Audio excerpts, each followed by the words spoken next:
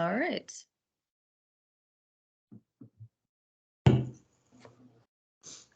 You're good to go. All right. Good morning, everyone. Morning. Looks like everyone has power so far. People down the street from me don't have power. Yeah, I got power. I got half a magnolia tree, but power. Oh, no. Yeah. Yeah, there's a Not good bunch of trees down all over the place. All right, so what do we need to do here? Call the meeting to order? Yep. And then are we going to, do we have minutes to approve? I don't have that up. So we have to, we need, I don't know how to, normally I would have, oh, there it is. I move to approve the February 10th minutes, if that helps. I'll second that. Yeah, thank you. Okay, now I got it up. All right, all in favor? Aye. Opposed? All right, thank you. All right, so I guess today we're just going to kind of spend a little more time talking about the last meeting. I think everyone was here except for Joe. I missed it. So maybe just for everyone's benefit and Joe, I don't know, Bart or Rebecca, if you want to just maybe kind of give a quick overview of what we did last meeting. And then, I don't know, I haven't really given much thought, unfortunately, with the snow here. I was going to spend some time this morning giving this thought and then got slammed with dealing with the snow. So maybe just talk for a few minutes about where we were at and kind of what we want to do here. Mhm. You guys are more Well, prepared than I am. We had started Teague Whaley Smith, who's on the call as well. Welcome, Teague. Attended our last meeting and gave an overview of housing in Shorewood in comparison to Milwaukee County.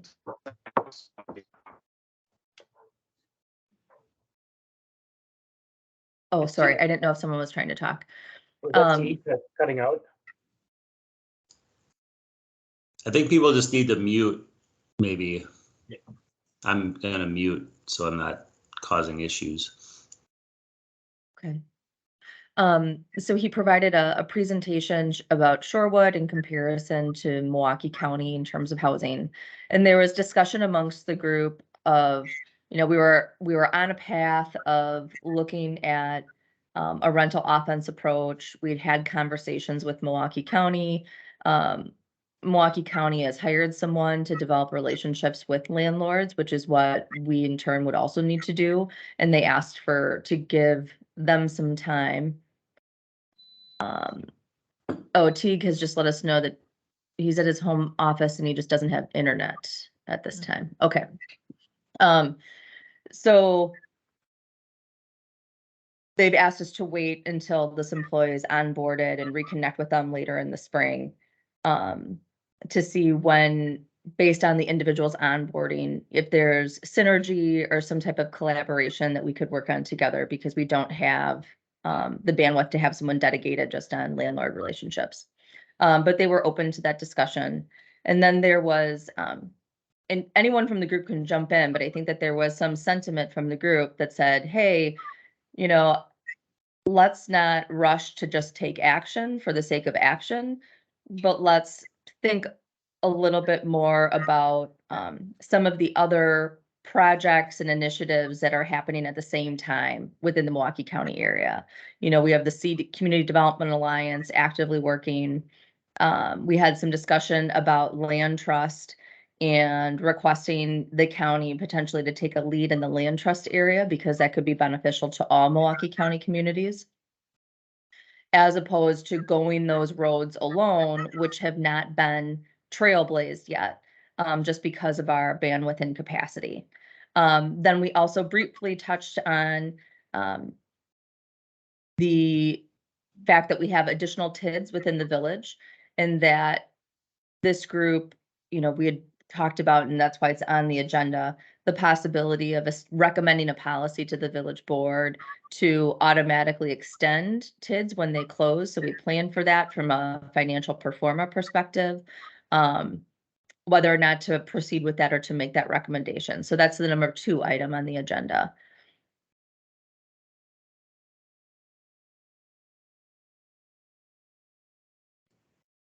I don't know if it's appropriate for me to ask a question about that extension of the TID now, or if I should wait till we get to that, but I feel like they're sort of all kind of intertwined, and I didn't see in the packet like any specific numbers in regards to extending those TIDs. And like, I don't know that I feel comfortable making a recommendation without all of that information. I don't know if that's something you have or if you can get, Rebecca. It's actually within our long range financial plan. So I can pull that up, and I'm happy to share that with the group so you guys can take a look at that. But they're snapshots in time. Sure. So we do that snapshot once a year. You know, and then we follow up and see those projections again when we file our TID annual reports. Essentially, the numbers, so they'll recalibrate every year, but essentially it's just one additional year of increment for any So- district. I have a question. So the agenda item is saying to consider policy recommendation to amend future tax increment districts. Does that mean new ones that we create that aren't, or just existing ones that are expiring or coming to an end? Or I both? think initially when the group brought it up, the focus was on existing ones that we have that will expire in the future, but it could also relate to some that aren't even established. It's really up to the discretion of the group. And we didn't have a lot of time to talk about it. So I think it was listed there more generally so that, you know, I'm here to hear your feedback, and based upon the feedback I hear, I can bring back additional information as the group desires. And just to level set, is it right to say that we have 5 left open and the next one expiring is 2025? Is that right? Am I in the ballpark at least? We have TID 5 and we have TID 3. And we'll recalibrate those again. But TID 5 will stay open until we complete the reconstruction of North Oakland Avenue, because TID funds are funding that project. That's slated to occur in 2026. And then we also have ongoing litigation with the metro market that needs to settle in order for us to settle the TID. So. Okay, so they're a little bit flexible in terms of when they actually close out, but we're looking at the latter half of the 2020s. Correct. And And those those ones wouldn't be similar to what TID 1 was, correct? I mean, so we set aside close to $2.5 million for affordable housing with TID 1. That would be much lower for these other TIDs. Correct. Okay. And I'll pull them up now while you guys are discussing, so I can just tell you the last snapshot. So Is- the Isn't the three alternative supposed to is close first? basically the alternative is basically if these TIDs close, the residents kind of see that you know, that tax savings earlier. If we keep them for one more year, then we're able to recoup some of this money for affordable housing. So that's the question that we're tasked with discussing. Correct. And if nothing transpires in that year, the idea would be that the TID would then close. We wouldn't keep extending it. Just 1 year. It just extends for 1 year. Yeah, you Right. only go 1 year. Yeah. So You not to cannot keep nitpick, extending it. so not to nitpick, but is our recommendation A, that the board just automatically keep it open, or B, that it goes on the agenda to be considered and talked about? Are we recommending a discussion on it, or are we recommending, no, regardless of what's happening in the village, the CDA's recommendation is keep this open? Or do we have flexibility within those 2 recommendations? Flexibility. That's why we're just simply discussing it, because there wasn't, we didn't have time within the scope of our last meeting to have any discussion amongst the group in terms of how the group felt about it, what they felt was appropriate. let me give you some quick stats while I have these up on my other screen. TID 3 right now is projected to close in 2028 with a balance.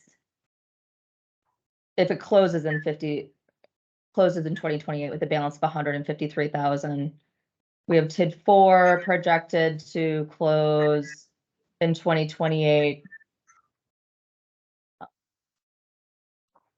with 912,000. We have TID 5 projected to close in 2025, but that'll get adjusted because we moved the timing of North Oakland this year because of the DOT with I'll call it 1.5 balance.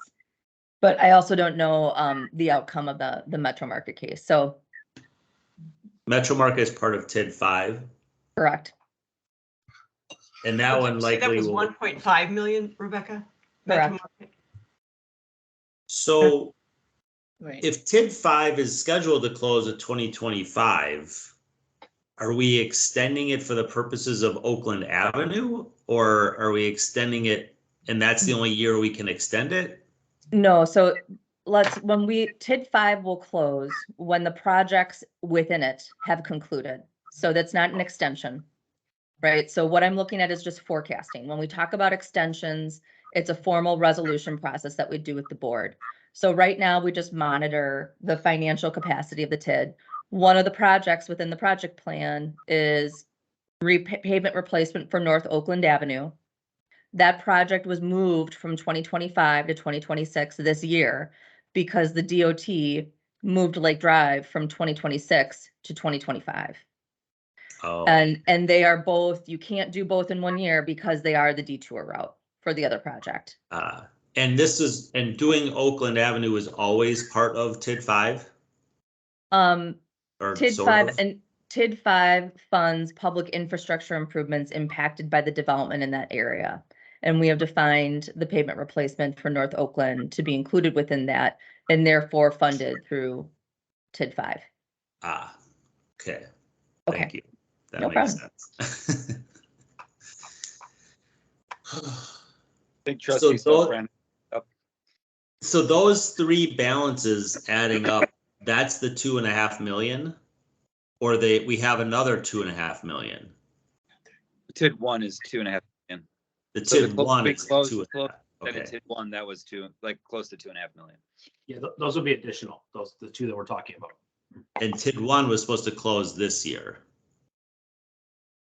No. TID 1 closed in 2021. Yeah, 2 years ago. Yep. Yeah, after it was extended for purposes of 1 year for affordable housing. So when TID 1 closed, it captured in the additional revenue year 2.2 million for purposes of affordable housing. And I wouldn't focus on all the specifics. I mean, I think of the numbers conceptually because I will tell you they change every year. Right. And they swing in some different directions. So But did that we- 2.2 million go away now? Because it's No, we have that. no, it's in a Have that it's in a reserve. segregated designated fund for purposes of affordable housing. For how long? And there's no time restriction. Man, this is confusing. All right.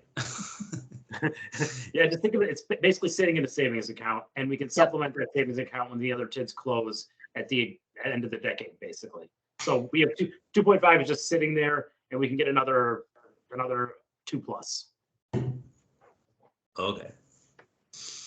Trustee Stokebrand has her hand raised, John. Oh, yeah, go ahead. Yeah, I just wanted to point out that we also, it was my understanding that we delayed the North Oakland Avenue reconstruction because the bid requested it. The business owners wanted to delay it because of COVID. They wanted more time to recover. Yeah, well, it's been modified in terms of schedule 3 times. One, before COVID happened, we modified the years. Then COVID happened, then we again modified the years. Then Lake Drive had a transition, then we again modified the years. So it's been like, now I hope that we're locked in. I mean, just to put it, I'll put a stake in the ground here. I mean, I think that I would support a policy saying the board should have a fulsome discussion of it. I think it's likely that they should. I would certainly support extending the TIDs, I think, in most circumstances.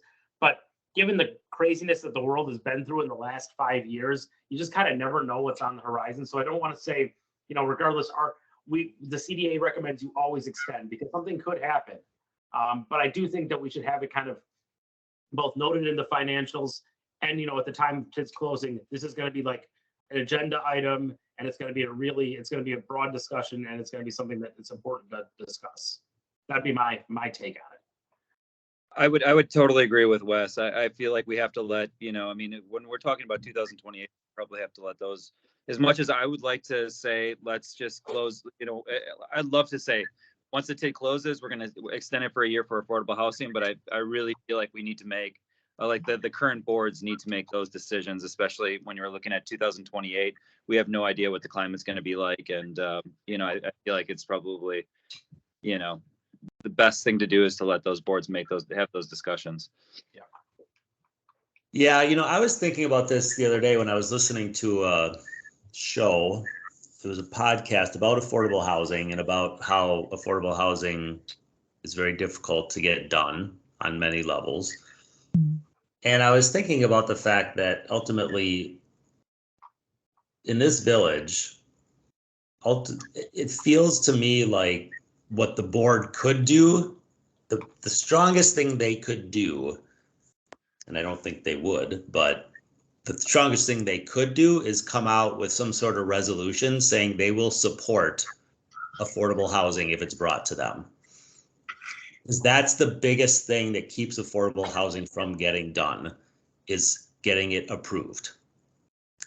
They were going through all these different projects and how they were talking this, and if anyone wants, I can dig it up. It was an NPR podcast talking about Texas, actually, and how they've been trying to get these affordable housing projects done, but they keep getting voted down, basically because of NIMBYism. And I feel like if the market in this area knew that Shorewood basically would support an affordable housing project, now not anything, of course, but that they would come out and say, we want affordable housing, we want it built here, we want it built here quickly, yesterday, please bring us your plans, bring us your projects, we'll do whatever it takes to get that done, we'd get it. Or at least we would get a lot of activity. Then they would have to have the backbone to actually approve them because they're going to face stiff opposition. In my opinion, especially if it's a major thing. Now, if we're just going to do affordable housing for seniors and keeping people in their homes and keeping taxes low for existing homeowners and those kind of fringe things, I don't think there's going to be much of opposition to that. But if we're going to do real affordable housing to give workforce housing or real, significant number of units, that's ultimately what this village needs to do. They need to put it out in the world that this is what we want, and we want it yesterday. Bring us your ideas and your plans. We'll get it done. Because in the meantime, I just feel like all we're doing is spinning our wheels. And honestly, I just can't get excited about this very much because we just keep talking about stuff and nothing gets done. And I'm not really sure, we can't get anything done. Ultimately, the market needs to bring stuff to us, and no one's going to bring anything to us if they think they're going to go through a buzzsaw. We can't even hardly get a market rate apartment complex approved. How the heck are we going to approve an affordable housing project? Does that resonate with anyone else? Yes. Yes. Yes. Yeah, I feel like I made the same argument before, and Rebecca. You did. Yeah, you said something very similar months ago. And Rebecca that's said- my point. Months ago.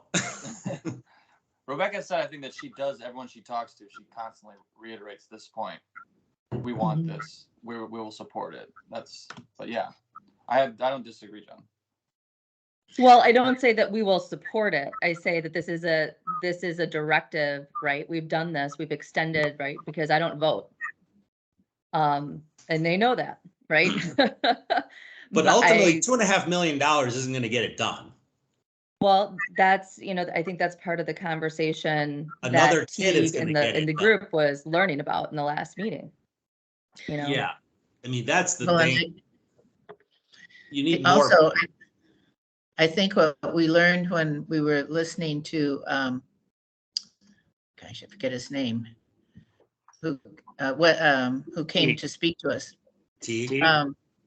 Yes, that we have to either change our standards of going higher, or we have to find land that is bigger, because we don't have the right combination of a property that would support any kind of density for a number of units for low-income housing. And it always will be a subsidy of money too. And so that's another huge piece. Right, yeah, so if we took a village-owned piece of property, or we acquired a piece of property with the full intent that we want a development that's going to, let's just say realistically, incorporate some affordable housing in it, because I just don't, in my gut, believe we're gonna build a 200-unit affordable housing complex in Shorewood. As much as I think that would be great, I don't see that happening.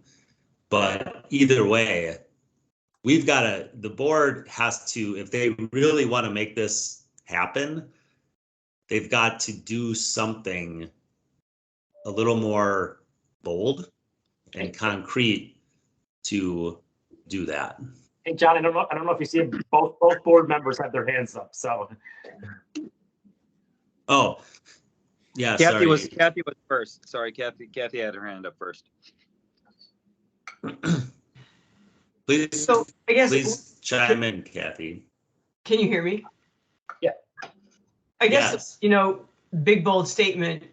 To me, my first questions are, at any cost, at any, like, do we want another River Park apartment building? Do you think that's what Shorewood wants? Because the feedback that I got from way when this process started back in 2020 was, we don't want it all to be in one building. We want it to be integrated. And so I guess I have a different understanding. Would you really like two more River Park? Because that's the construction you get. And it looks, when you want to do all affordable housing, you want to have it low cost, right? So low cost construction that looks like that. And basically it's like its own community, but I have questions about, is that the way, do you really want that kind of a tall building in one place in the community instead of a more integrated mixture of incomes and race? Right, well, that's what I was saying. I think realistically, what should probably be the directive to the world, the development world, is bring us your housing ideas. We want more housing, and we want all of it to incorporate some affordable housing, and we will help get that done. We are committed to financially help support that, not in any means necessary, because that would be silly, but So what do you think is a reasonable subsidy, I guess? Is that where, are we down to like a reasonable, excuse me, a reasonable subsidy? What's reasonable? Is it, I think it's project by project in my mind. We have to see a project.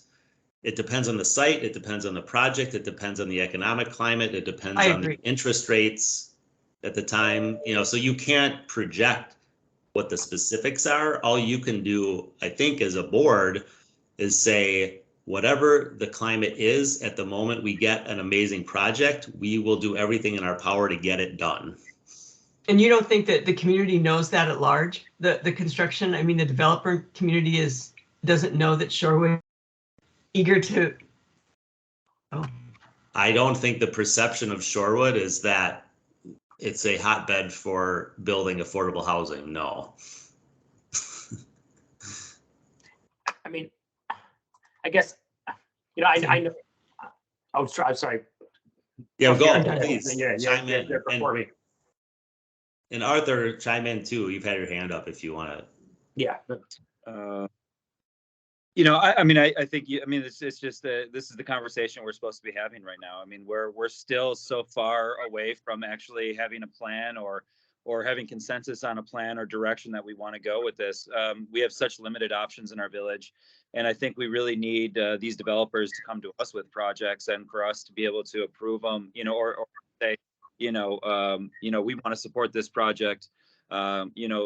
Last meeting we talked about home ownership, and I think there's probably a contingent on this group that believes maybe home ownership is probably a better course of action, or better use of funds for affordable housing, or a better direction, I would say, for the affordable housing in this village. So I think as a group, we don't even 100% we don't have our own plan. We don't have a plan yet that we would even propose to the village board, saying that this is what we agree on. I know that rental offense has kind of risen to the top of kind of the selection, but I've also heard a lot of people talking about home ownership as well. So what I was going to ask Rebecca is, do you feel that making a statement about TIDs and us saying we will close all these TIDs, send them for a year, and then use that money for affordable housing, do you think that would be a good move on the village's behalf to let developers know and to let people know that this is something that we're serious about?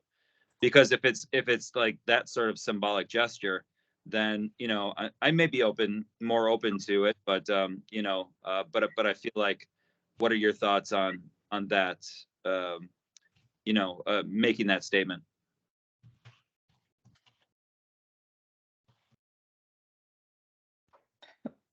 Well, I mean, we've heard here that there's not going to be a commitment to, we don't want to make a promise for a future board, right? So that's not changing, correct?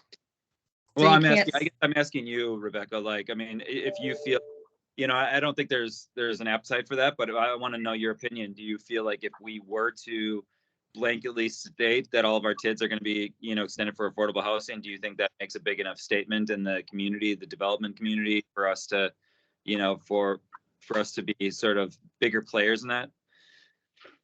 I think that it makes a statement, but I do think that John's point of, like the board saying that they want this, because we're not creating it. We don't have space to create it. We don't have funds to create it, but saying that we are open to hear proposals.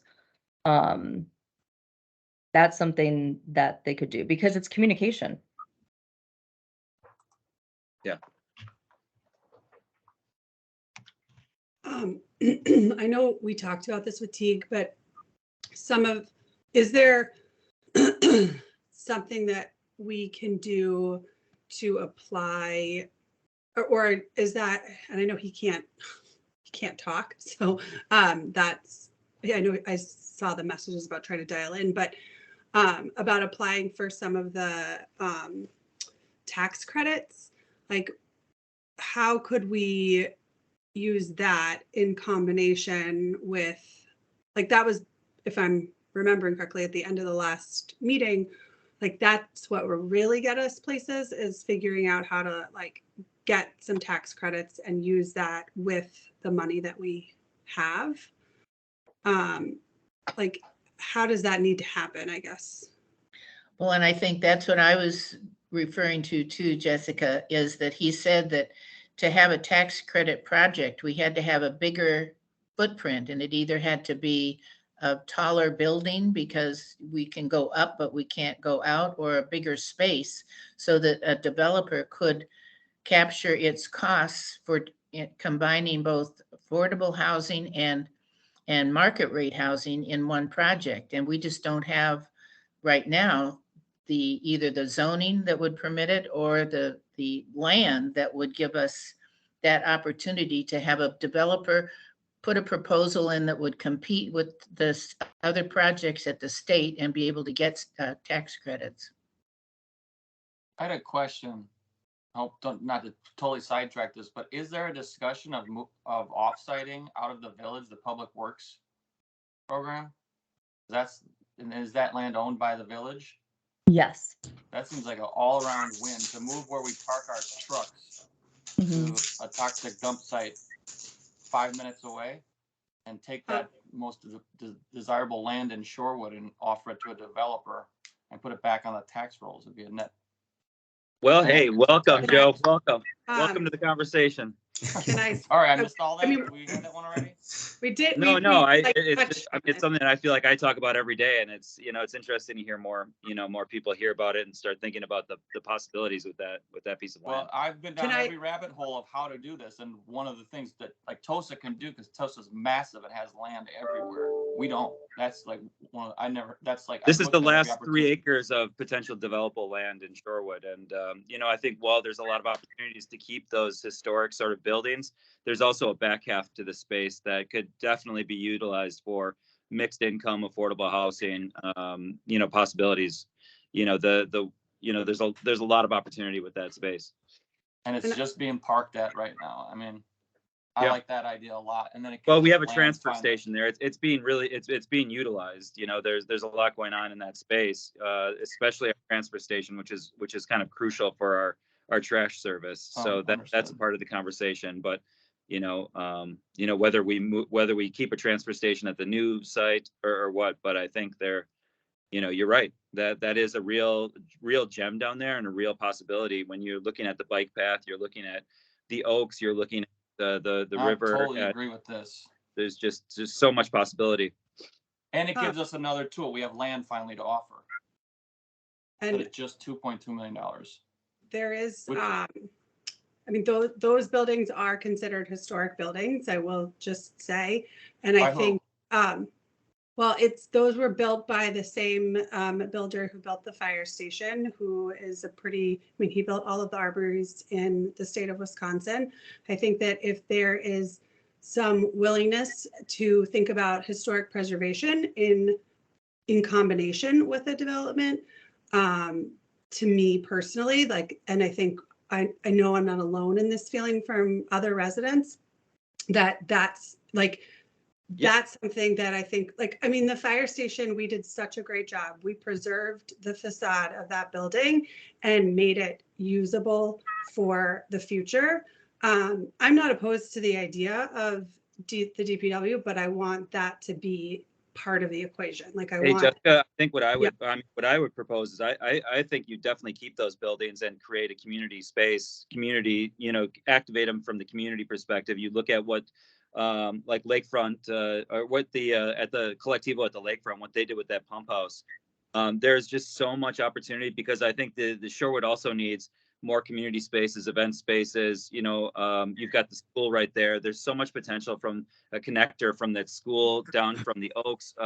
There's a lot of possibilities with those spaces, and I for one would love to encourage keeping it. If we do keep those spaces, you don't need to remediate the land underneath them. You only need to look at remediating the land where you start breaking through the soil. So I think keeping those spaces could be a big win for the community if we could. If the village could hang on to them and rent them out and have somebody come in and redevelop them and create these really great spaces that we could that we could rent out and create another little attraction for our community or a little active space for our community, especially connecting that bike trail. And maybe we could get a bike shop to come in and operate in one of those spaces. So a lot of potential there, but then there's a back half. So if you look at those 3 buildings, there's a back half to the space. And that could definitely, where the trash compactor is, that could definitely be utilized for housing. Yeah, what I was going to say, I don't think that I don't have a particular vision of, if it needs to be a community space or if it can be somehow even incorporated into the development. I don't know.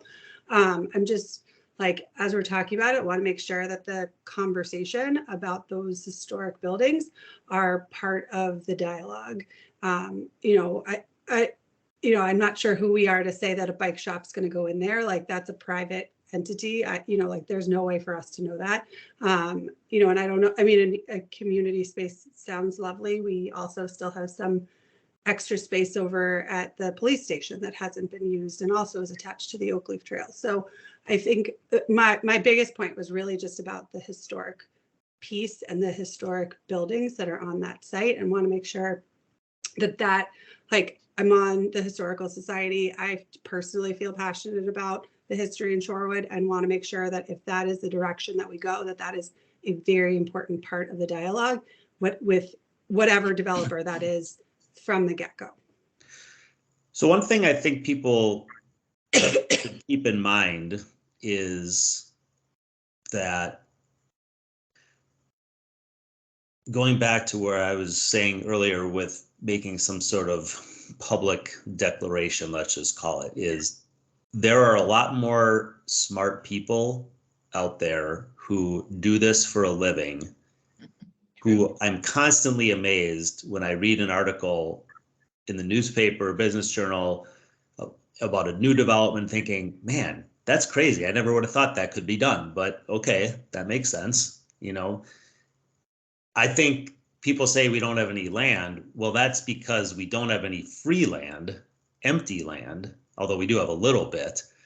You don't know what people can come up with, what parcels they can assemble, what kind of project they can envision, because we don't do this for a living. But I guarantee you, if you make it financially viable for people to make a profit building housing that incorporates affordable housing in our village, it will get done. We will see all kinds of proposals that we never even imagined could have been completed. I don't even know what that looks like, but I've been around long enough on this earth to know that that's always the case. We live in a market and in a country and in a state that's driven by capitalism. Capitalism will get it done if we find a way to get it done and make it happen. So yeah, the DPW station is an obvious thing to look at, but there's all kinds of property in our village that could be redeveloped. But again, we have to have the stomach for it. And as soon as you start talking about knocking down buildings, that's where I think this community is going to splinter and start, just like just happened 2 minutes ago. You know, it's going to get super complicated. And to Mike's point, you know, unless we're willing to make a bold statement and figure out how do we get a major parcel, or let someone else figure out how to make a major parcel, I just don't see much happening in the way of significant traditional affordable housing. And even with the other stuff, I don't think we have enough money without opening a new TID or finding new sources of funding to do anything else significant, because $2 million, $3 million, it just doesn't, it's a drop in the bucket. Yes, it's nice, but you may get the sense that I'm getting frustrated because there's so many different options, and I think we're all trying to become sort of mini experts in this stuff. And I think it's really tough to do that. So I guess that's why I'm trying to make the point that I don't know that we can figure this out. To be frank, I think what we can do is let it be known to the world, if we want something, that we want it, and and maybe the parameters by which we're going to try and we are willing to get that done. You know, to Trustee Stokebrand's point, you know, what does that mean? You know, what are we willing to do? I don't know, because I don't know what's even possible. But just letting people know that we're open to working with people, and we're open to creative, really nice, great, engaging ideas. That's the Hey, first John. step, I think. I wonder if maybe architects are the group to target with this more than developers. Like, put out an RFP for ideas and let them be bold and creative, and maybe have a competition with an award or something for it. Like, give us some great ideas. Like I thought for a while before Chase said they're going in of taking the PNC, have the village donate the intersection on Marion, and take that Einstein Bagels and create one property. And that seems like something an architect would be great at, maybe not developers so much. You tell a developer you got $2 million, they might suffer from a lack of vision, but that's seems like where architects could shine. But remember, good developers work with good architects. I mean, they go hand in hand, so they wouldn't ever not have a good architect on their team.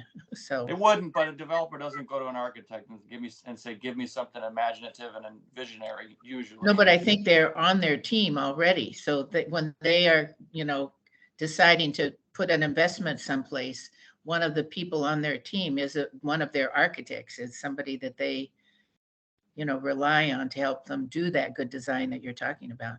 I Well, think Joe, John, Joe, you know this. I mean, a good developer, all the developers in Milwaukee County know every single parcel, like right. the back of their hand, what's available, what might be available, what should be available, or what could be available, right? Everyone in this town has looked at every single one-story building and one-story underutilized piece of property in this village at some point in the last 10 years. Right? Yep. I have, you have, everyone looks at the PNC, the bagel shop, all that 1940s and 50s and 60s one-story developments and buildings on Capitol Drive. Everyone's looked at those and said, that is not the highest and best use for those properties. Some people in the village probably think they're cute and quaint and should stay there forever. Other people, like me, think those should all be, redeveloped into highest and best use for the purposes of housing and making the village better and more vibrant. But, I think you're right, Joe. Architects do provide the vision, but the developers are the ones that do the groundwork and know how to and figure out how to assemble parcels, look at and understand the market and understand the financing needed and the capital stack needed, and how to go in and say, oh yeah, I can make a 5-acre parcel on Capitol Drive by assembling these parcels. And if I know the village is willing to let me build a 6-story building that has 400 units and I can make 20% of them affordable, and I'm going to make money doing it, that's what's going to get it done. I don't disagree. I'm just saying cast a wider net, maybe because it's not getting done. No one's coming with any of those proposals. And maybe that's a different avenue of approach. Throw it out to the architects as well. Yeah. I guess I would argue people aren't making proposals because my guess is, and Rebecca and Bart, you could speak better to this, is that I don't know that Shorewood has the perception of being a developer-friendly community in general, and also definitely does not have the perception of being an affordable housing community. Is that a fair statement? Especially after the Metro Market stuff.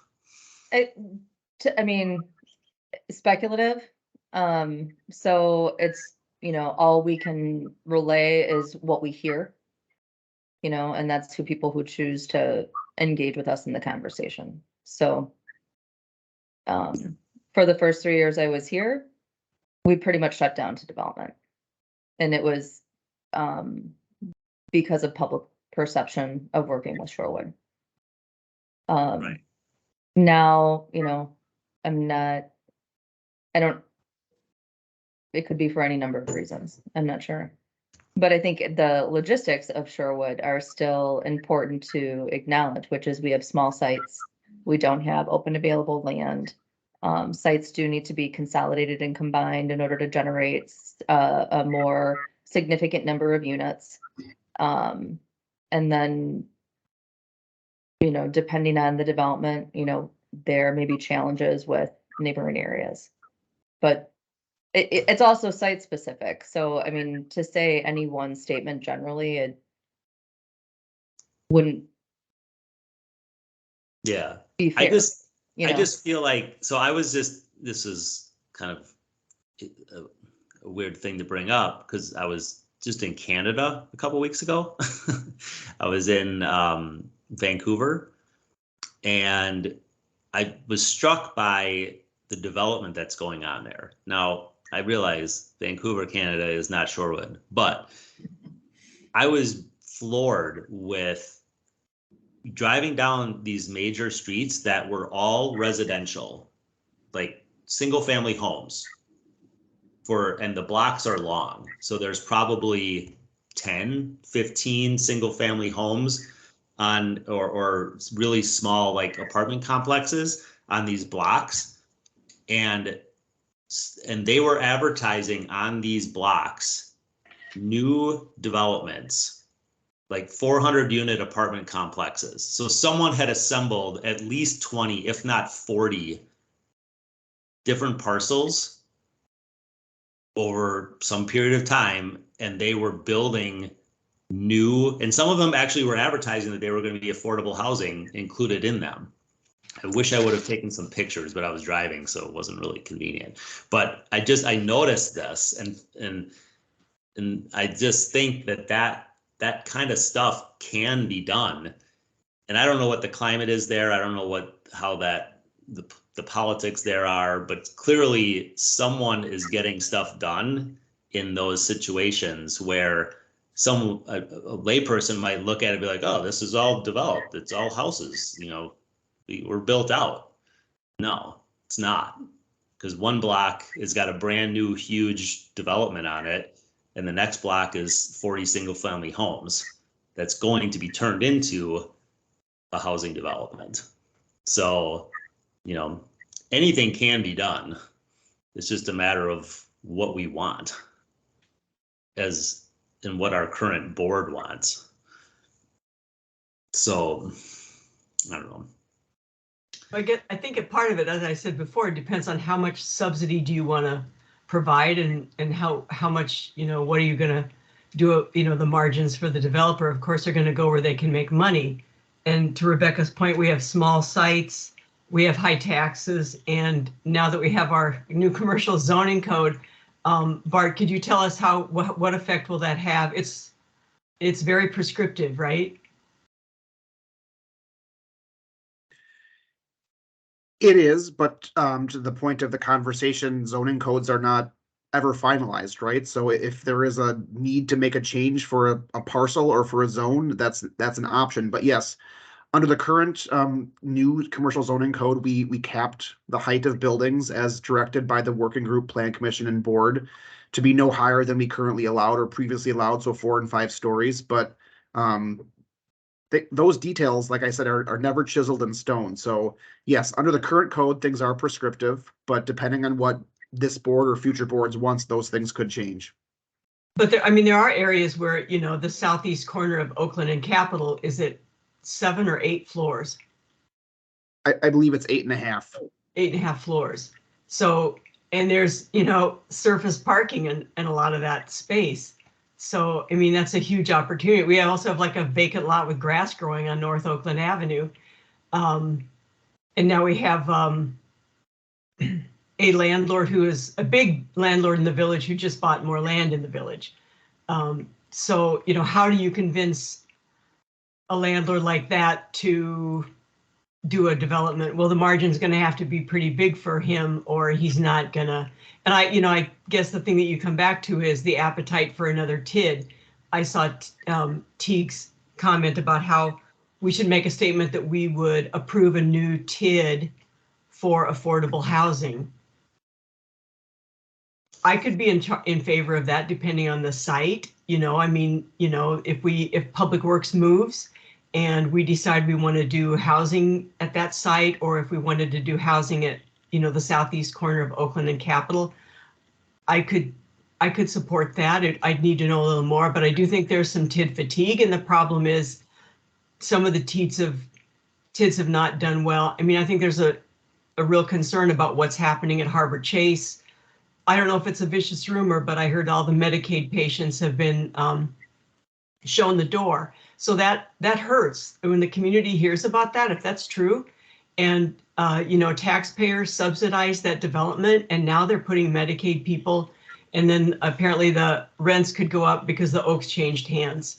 So those kinds of things affect how residents who have already taken a higher tax hit are helping someone else make money, and then they're not liking the way it plays out. How do we push back against that if we want to do another TID when you have those kinds of things happening in the community, when you've already, we just finally closed a TID from 1995.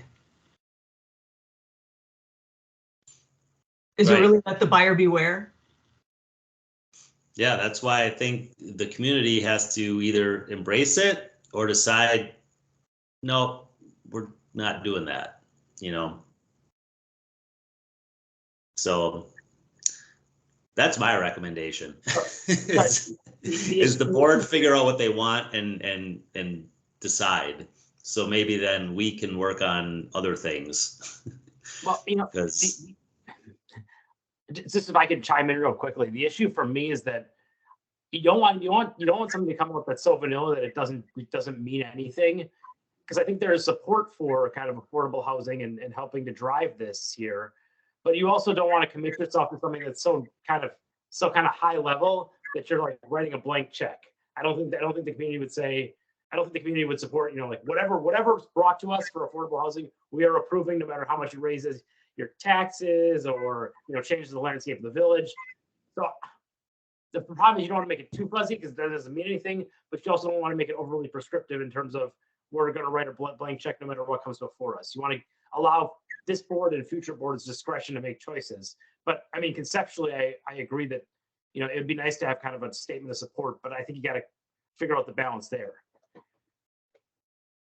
So the time is 10 o'clock and I just want to reverbalize what I'm hearing so that you can give me direction. So I heard lots of good discussions and viewpoints relative to affordable housing. Number two, with regards to a policy, I'm hearing that the group would be supportive of creating a policy that prompted the village to schedule a discussion of possible TID extension at such time that a TID would present itself for closure. yeah, Yes. Yes. So really, I mean, for me, it's really because this group's going to change, the next boards will change, staff will change. And so really the purpose of doing that is just to memorialize this in a policy so that whoever is working on this at the time that it does happen can reference it and say, oh yeah, remember, there's this policy. We said that when we do see the TID's going to close, we're going to come to the board and have a discussion. Okay. If that is your intention, if there could be a motion to that extent, that would be helpful for me because then I can document the recommendation from this group and then take something to the board. Or I could document something and bring something back to you at a future meeting for you to review. But it will be very short. I mean, it's a paragraph. I so move that You want it to be brought back to you, or that just go to the board as a recommendation? at the time that a TID is being considered to close, that the board have a discussion on whether or not to remain open for an additional year. I'll second. all right. Any other discussion on that?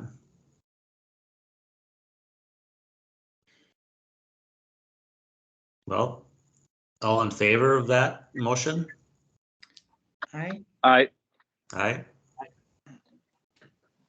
Aye. And who else is, so Joe, you're still here? Yeah. Yep, Joe said aye, Here are- trustee Versing said aye. Okay. I think it's okay. it's unanimous. Okay, yeah, I Okay. as well. They're Okay. not in the park, but they're here. The motion was to make a recommendation that we don't make a recommendation. Did I follow that right?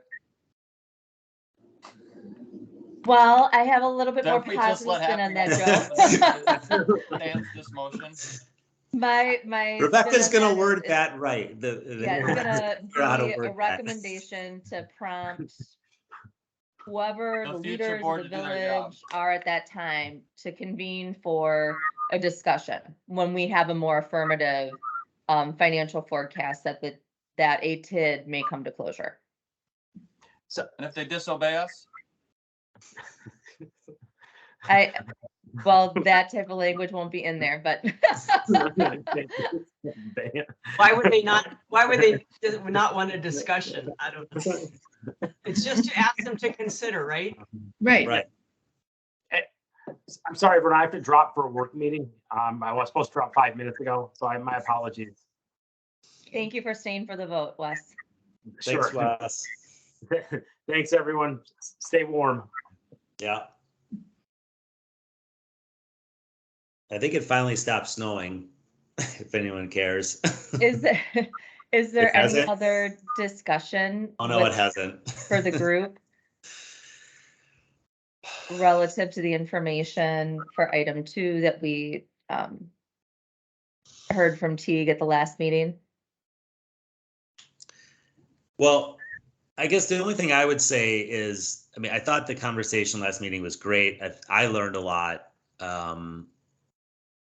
I do think what I heard was that doing traditional affordable housing projects, either all or in part, in the current, especially using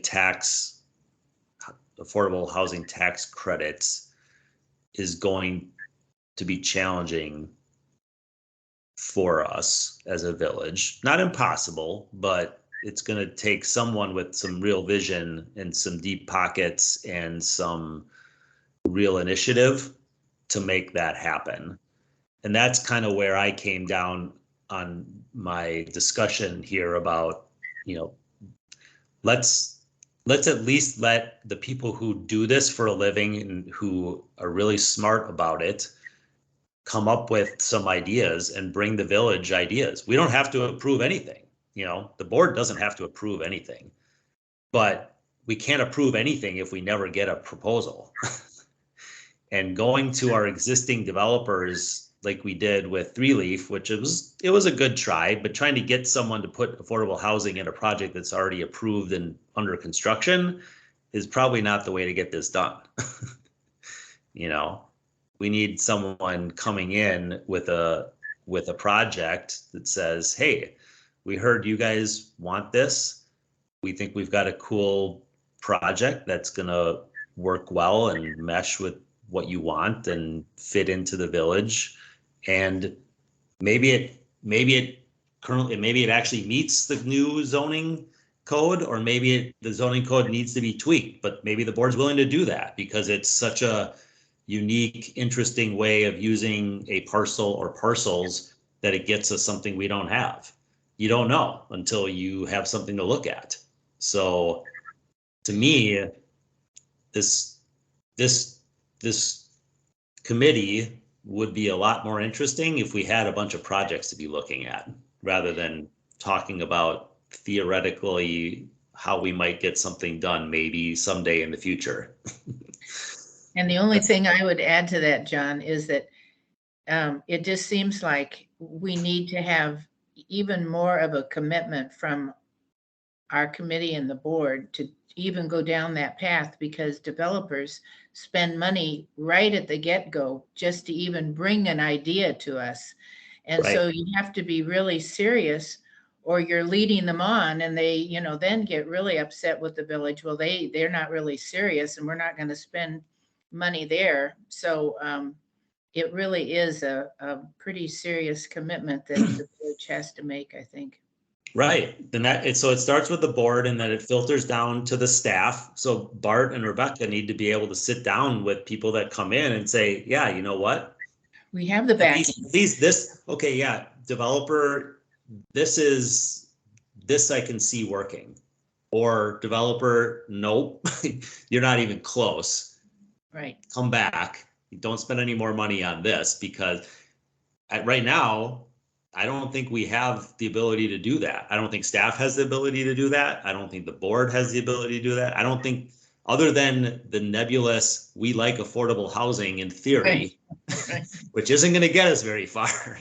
We've seen that, because that's what we've been talking about for 2 years now, basically. So, and we've seen how far that got us. But just keep remembering, it worked. I mean, I live in the building that's affordable, mixed use, affordable housing that was done with state tax credits. So it's. Actually, that's an interesting point. I know we're kind of running out of time here, but I wasn't involved at all in village. I wasn't even living in the village, I don't think, when that happened, or definitely when it was being proposed. But did that start out that way? Or was that forced to happen because of public pressure and someone made that happen? I don't know what the history there. I wasn't here either. I moved in when the building was here, but it was the village board and the CDA that worked with the developer and put that whole proposal together, is my understanding. Yeah, I'm just curious if the economic climate was such that it just made sense for the developer to propose it that way without any public input or pressure, or they came in with a full market rate development and then something made them put affordable in it. Does anyone know? I always thought it was always with an affordable component. I don't know if whether it was or not, but it also was incentivized by, they had at that time, like Build America, a great bond, like there was a bond incentivization from that. So it wasn't just the weed attracts credits, it was the bonds that also played in that And the TID. financial arm that played a role. So there was something else there, and those are not available at this time, so. Right. So that was a federal component? Correct. State or. So To me, I the want to bottom make, line is, someone could go out to Grafton, the land's a lot cheaper, you can get a lot more. Although I guess the Connaughton project is having some problems. When you have such high, there's nothing we can do about the real estate values in our village, and quite honestly, don't we all want them to stay high? Right. And the more that we subsidize, the more our taxes go up. But I mean, that sweet spot is going to be when the values come back in and allegedly should help control our property taxes, right? Because the valuation is going to go up. And I guess that's what people are thinking we're going to see that when these TIDs close, we're going to see that valuation go back into the tax rolls and all will be well and good, right? So we'll see. I don't know how with our real estate market, I'd like to know how big the incentive, how big the subsidy needs to be, how much will our taxpayers stomach to make it happen? How much do we need to ask them to say, here's what we need from you per 100,000. Here's what this new affordable housing is going to cost you, sort of like the school district referendum. How much will it cost on a $100,000 house? That I think would give someone a reasonable idea about what they're willing to pay for affordable housing. And like to your point, I believe, John, we have to you won't know this until you see a specific project. Yep. Right. Okay, well, I think that was good discussion. I think we've addressed our one item that needed addressing. Should probably try to wrap this up unless anyone has anything else they want to discuss at the moment. So maybe Hey guys, this is Arthur. ahead. Sorry, just maybe one thing that we touched on about a little bit today in the meeting, but maybe a productive conversation, a future conversation we could have would be the DPW yard. And like, if we do move, what could that look like? What does that look like? I think that could be a really healthy discussion from this group. And it's something that we just need to continue thinking about, and we need as many sort of smart people at the table. So I would love to have that conversation in the future, whenever that may be, but I think this group would have a lot of really great opinions about what that could be if we decided to leave that space. Well, right. And Arthur, to your point, I mean, that is the one piece of, if the village decides to move off site with that, and we decide that we are going to do something new with that site, this would be the perfect test, in my mind, for the village, maybe the board, to say, all right, we want to see creative proposals from developers. And all of them should include affordable housing, and maybe they also need to save 1 or 2 or 3 of the buildings, give them some criteria. Boom, let's see what we get, you know? If we get to that point, and then if that fizzles out and nothing happens, then I think we all move on to something else. Because if that doesn't generate much of anything, or it generates too much discussion or NIMBYism or whatever, you know, comes out of it, then I think we have our answer. But, you know, that would be kind of nice to see. But I don't know how long that discussion is going to take with that DPW yard to figure out if we're leaving or staying. I think we'll know in 6 months. Wouldn't you say, Rebecca? I'm hoping to continue to lean into all these questions and get, you know, some priorities and to keep working down the options. That's my goal. So what I would say to this group is that when we hit a point, I think at the board with those discussions, then we can regroup collectively. But you know that that's a definite possibility on the radar, and so we could, you know, just talk briefly about some brainstorm options and how to proceed. I just have one other point that I think it's important that we not just think about Shorewood here, and I'm glad Teague is on the call, but not completely as engaged as he might like to be, because we're, you know, this is really the integration piece that we're looking for in the Milwaukee area is critical. But I think it's important to remember too, the population is going down. You know, we had a DPW report from the Historical Society, and in 1931, the population was 13,000 in Shorewood. And I think the Journal Sentinel just had a story this week about how Milwaukee County is not growing, it's decreasing. And so I think, you know, you just have to be honest about growth in Milwaukee. And I think it's more a question of making the whole community, the whole suburban city area, we need the city to do really well so that we continue to do well. And it's more a question of moving people in the area we've got, because the growth just isn't happening for the population in Metro Milwaukee. The only place that's happening is Ozaukee and Waukesha counties. Maybe we can change that. We just have to wait till the southwest runs out of water in the next 50 years, and we'll see all kinds of growth. Yeah, then suddenly cold will seem okay, right? Then we're going to be the next Austin, Texas. True. Okay, All right, well, I really appreciate all the discussion this morning. That being said, we're not going to meet in April because I don't believe that I'll be at a point to have, unless there's something that happens unbeknownst. So please note that there will not be an April meeting. And then if we do need to meet in May, I will reconnect with you. And but the recommendation that you provided tonight will go to the board for their consideration. All right, sounds good. A motion to adjourn? Second? All right, all in favor? Aye. All right, thank you, everybody. Thank you. Have fun shoveling.